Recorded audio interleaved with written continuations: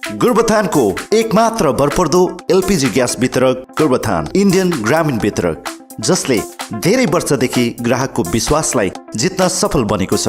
आफ्नो ग्राहकको दुःखलाई समाधान गर्न सधैँ तत्पर रहने गोरुबथान इन्डियन ग्रामीण वितरक।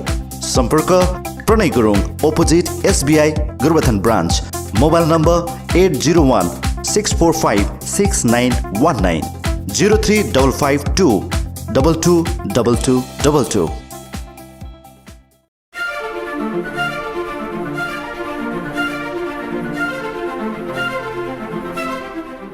क्रामाक्पा यसरी गोर्खाल्यान्डको माग लिएर आएको आज 24 वर्ष 6 महिनापछि हामी फेरि यो बृहत संसारको बृहत्तर गणतान्त्रिक देश भारतवर्षको यो सरकारलाई सुनाउने एउटा उचित ठाउँ सरकारले नै छानेर राखिदिएको जन्तर मन्तरको परिसरमा आयोजित धरना कार्यक्रमका मेरा आदरणीय सभापति, पार्टीका नेता कमरेड बीएम राई, पार्टीका शीर्ष नेता जनरल सेक्रेटरी कमरेड नरबु लामा, पार्टीका शीर्षस्थ केन्द्रीय नेतृत्वहरू, दिल्ली शाखाका प्रेसिडेन्ट आदरणीय दाई उत्तम छेत्री, जो नेपाली भाषा सङ्ग्रामका एकजना सङ्ग्रामी पनि हुनुहुन्छ, त्यसरी नै हाम्रा दिल्ली शाखाका सेक्रेटरी टेकलाल श्रेष्ठज्यू, हाम्रो यो कार्यक्रमलाई आफ्नो अति व्यस्त कार्यक्रम माझमा पनि पर सारेर सुदूर हामी जस्तै दार्जिलिङबाट अलग राज्य गोर्खाल्यान्डको आकाङ्क्षा बोकेर सङ्घर्ष गरिरहनु भएका मेरा आदरणीय भाइ राजनीतिक सहकर्मी अजय एडवर्डज्यू, हाम्रो पार्टीका अध्यक्ष जो आज हामी माझ सुरुदेखि नै बसिरहनु भएको छ, त्यसरी नै हाम्रो पार्टीका कार्यकर्ताहरू, नेतृत्वहरू, विक्रमादि भाइ अरू आदि हुनुहुन्छ, त्यसरी नै हाम्रा खरसाङका विधायक परम मित्र श्री बीपी बजगाईज्यू, खरसाङ विधानसभा समष्टिका बङ्गालका विधायक, भारतीय जनता पार्टीलाई प्रतिनिधित्व गर्नुहुन्छ। उसै गरिकन मैले सम्बोधनमा राख्नुपर्ने गोर्खाल्यान्ड स्टेट डिमान्ड नेसनल कमिटीका नेतृत्वगण, मध्य प्रदेशबाट आउनुभएको अनिताजी लाई लिएर सङ्घर्ष गरिरहनु भयो। उसै गरिकन दार्जिलिङ पहाडबाट हामी सँगै सिक्किम आनन्द एक्सप्रेसको स्लिपर क्लासमा S1 को 1 देखि लिएर 78 सम्म धक्का खाँदै दार्जिलिङबाट लडी गर्दै हामीलाई हामीले रिजर्भ गरेको सिटमा पनि हामी पो अनरिजर्भ जस्तो भएर आउँदै लड्दै आएका मेरा सङ्ग्रामी क्रान्तिकारी साथीहरूलाई सङ्ग्रामी अभिवादनमा राख्दै भारत सरकारलाई हाम्रो अलग राज्यप्रतिको प्रतिबद्धता, हाम्रो अलग राज्यप्रति सरकारको रवैया के छ सोध्न, साथै भारत सरकारको गोर्खाहरूप्रतिको अब अघिल्लो स्टेपमा भूमिका के छ त्यो कुरा सोध्न भारत सरकारले आज सरकारमा हुनुहुन्छ यशस्वी प्रधानमन्त्री, संसारभरि नाम चलेका एकजना भारतका प्रचलित नेता प्रधानमन्त्री श्री नरेन्द्र मोदीजी, जसले हाम्रै क्षेत्रमा आएर गोर्खाको सपना मेरो सपना भन्नुभएको थियो।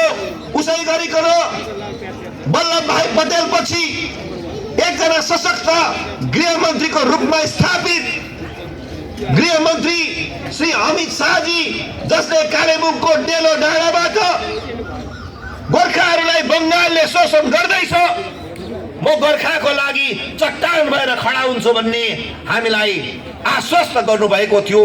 उहाँहरूलाई हामीलाई उहाँहरूलाई यो सम्झाउन आएका छौं। उहाँहरूले हामीलाई दिएको वादा समझाउन हामी आएका छौं।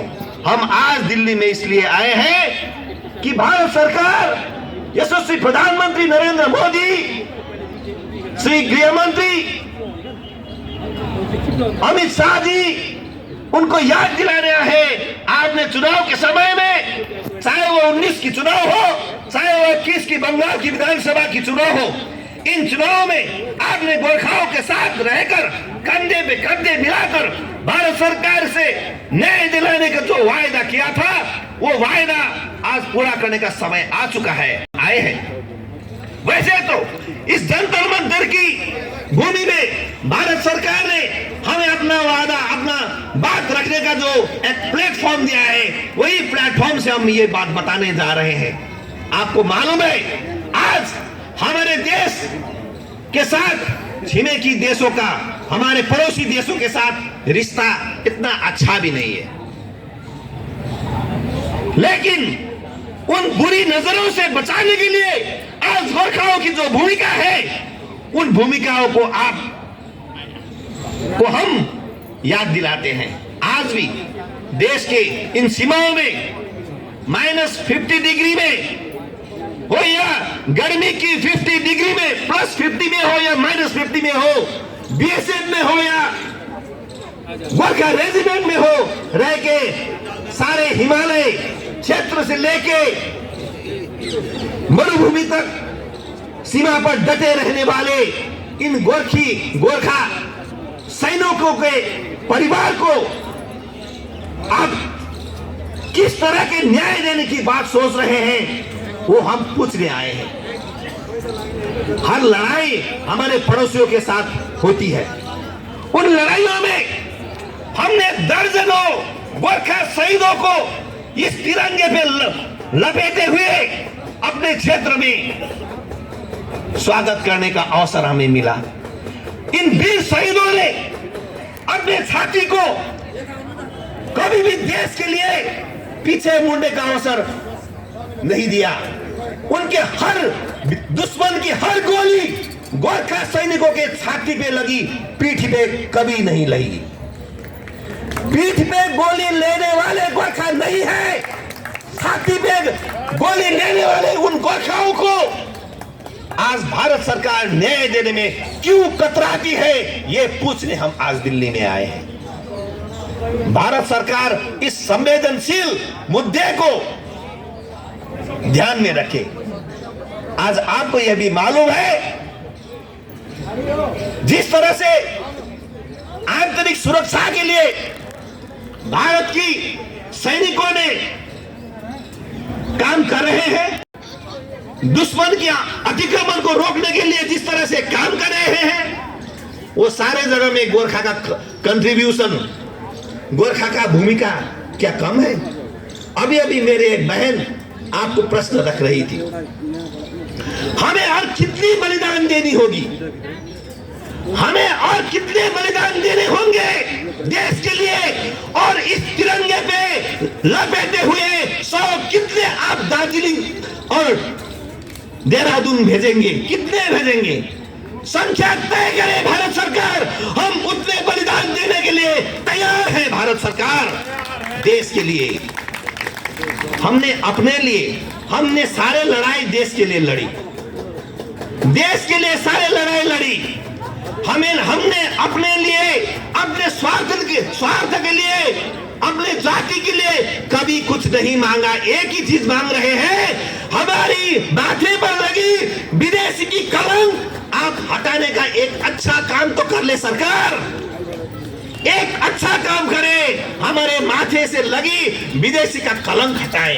हम बार बार कह रहे हैं। पंजाब में भी, पाकिस्तान में भी पंजाब है, सिंधी लोग पाकिस्तान में भी रहते हैं, तमिल लोग तो श्रीलंका में भी रहते हैं, बंगाली तो बांग्लादेश में भी है। उनको तो आप कभी विदेशी नहीं कहते, उनको तो आप विदेशी नहीं कहते हैं। लेकिन हमारी पड़ोसी एक देश नेपाल होने के वास्ते हमें क्यों विदेशी कहते हैं? हम तो कटीले तार से उठा के तो हम भारत में नहीं आए। We are not infiltrator.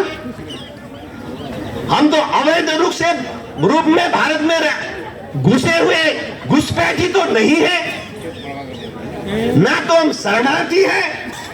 अरे हम तो 1815 की भारत ब्रिटिश इंडिया और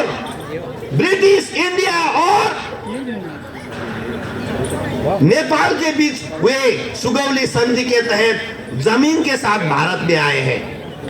अरे जमीन के साथ भारत में आने के बाद वहां की सारी भूमि भारत की बन गई।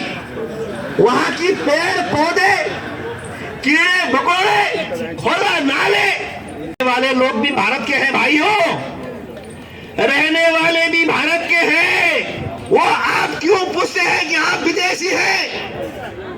यही मैंने जो कहा, पंजाब में रहने वाले पंजाबियों के लिए पंजाब है, बंगालियों के लिए बंगाल है।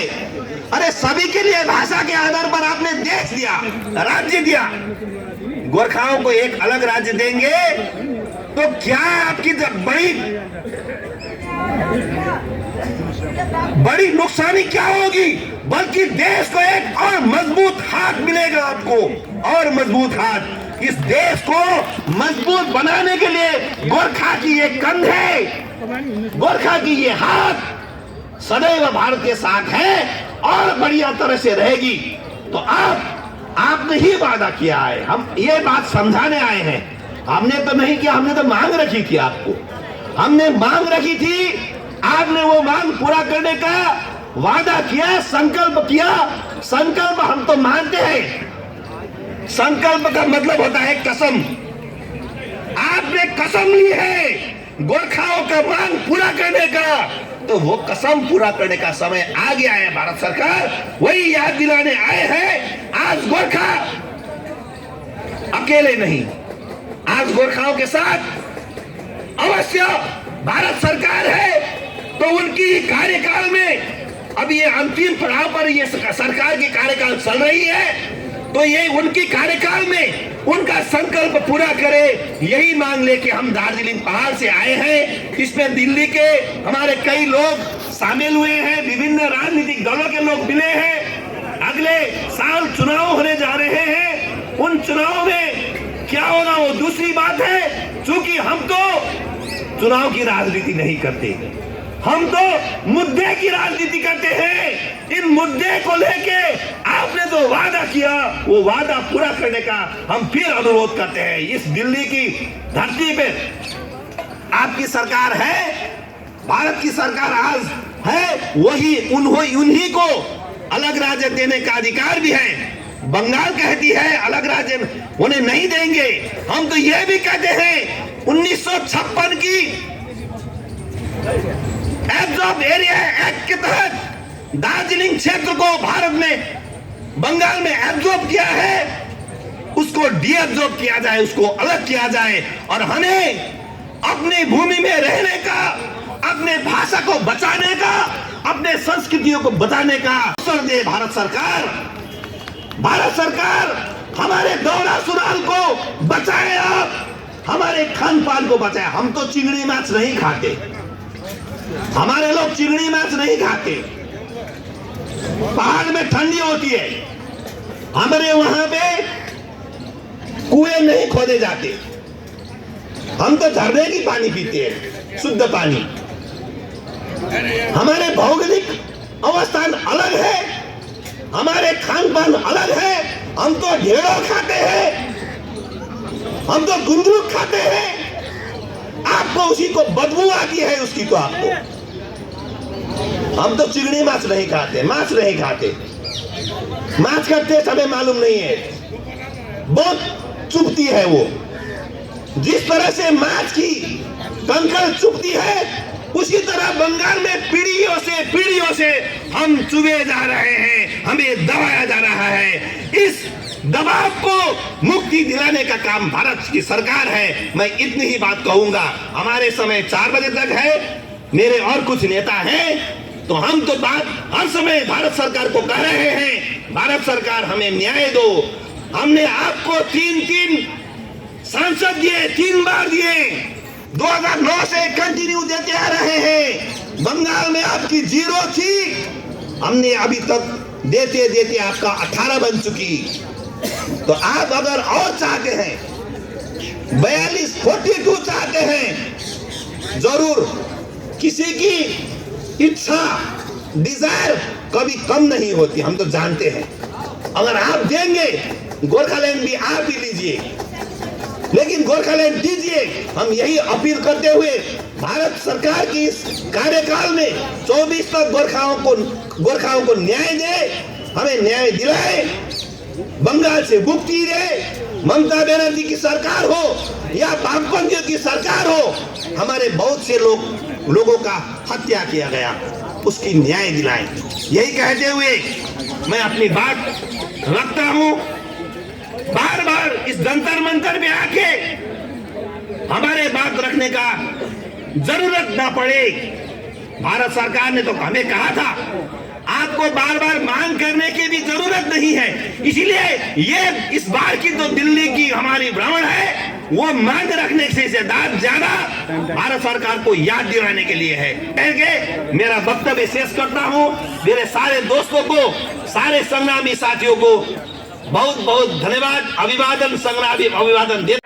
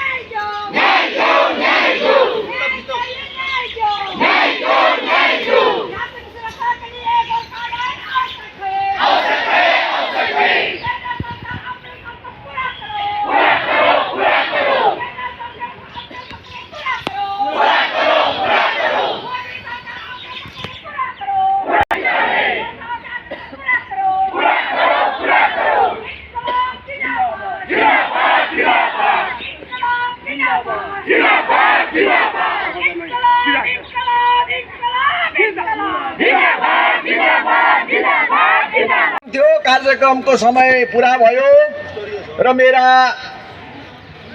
क्रान्तिकारी मार्क्सवादी कम्युनिस्ट पार्टीका आदरणीय सहकर्मीहरू विभिन्न गाउँमा यो नसम्झिनुहोस् कि यहाँ 70 जना आयो भनेर, तर हजारौं गाउँको प्रतिनिधि हो यिनीहरू। यो कुरा हामीले बुझ्नुपर्छ र उहाँहरूलाई म धन्यवाद दिन चाहन्छु। आज पार्टीले आमन्त्रित गरेका विभिन्न सङ्घ संस्थाका आदरणीय दाजुभाइ दिदीबहिनीहरू यहाँ उपस्थित हुनुभएको छ। उहाँहरूलाई पनि म मुरी धन्यवाद दिन चाहन्छु आजको अध्यक्ष सभाको अध्यक्षको हैसियतमा। र अब हाम्रो समय छैन र यो हामी एउटा सानो जुलुस गरेर, सानो स्लोगन गरेर हामी फर्केर यहाँ आउँछौँ। सबैजना रेडी भइदियोस्। 1 2 3 4 हामी जित्नेछौँ, हामी जित्नेछौँ, हामी जित्नेछौँ।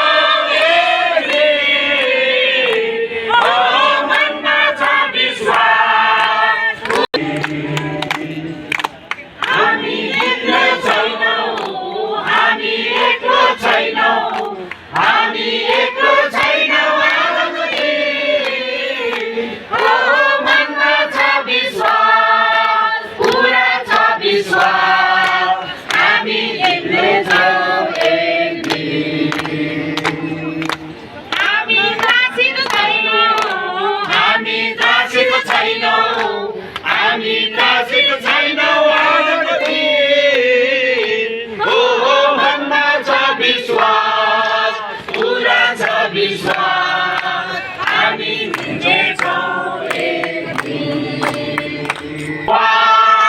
पुरा छ विश्वास सत्य हुन्छ जय एक दिन हामी जित्नेछौँ हामी जित्नेछौँ हामी विजय गर्नेछौँ एक दिन हो भन्न छ विश्वास पुरा छ विश्वास हामी हिँड्नेछौँ एक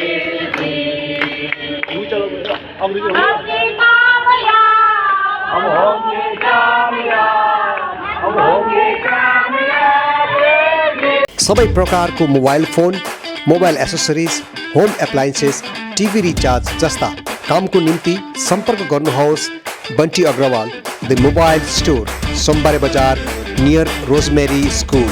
फोन 9733139067।